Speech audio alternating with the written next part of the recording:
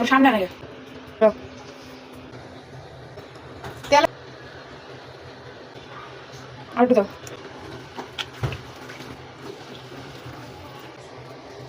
জামা দাও।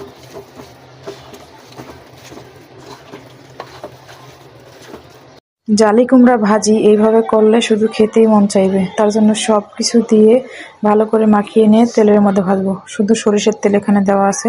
তো আলহামদুলিল্লাহ এভাবে ভাজি করলে আমার কাছে ভালোই লাগে। জালি কুমড়া ভাজি এইভাবে করলে শুধু খেতেই মন চাইবে। তার জন্য সব কিছু দিয়ে ভালো করে মাখিয়ে নিয়ে তেলের মধ্যে ভাজবো। শুধু সরিষার তেল এখানে দেওয়া আছে। তো আলহামদুলিল্লাহ এভাবে ভাজি করলে আমার কাছে ভালোই লাগে। জালি কুমড়া ভাজি এইভাবে করলে শুধু খেতেই মন চাইবে। তার জন্য সব কিছু দিয়ে ভালো করে মাখিয়ে নিয়ে তেলের মধ্যে ভাজবো। শুধু সরিষার তেল এখানে দেওয়া আছে। তো আলহামদুলিল্লাহ এভাবে ভাজি করলে আমার কাছে ভালোই লাগে।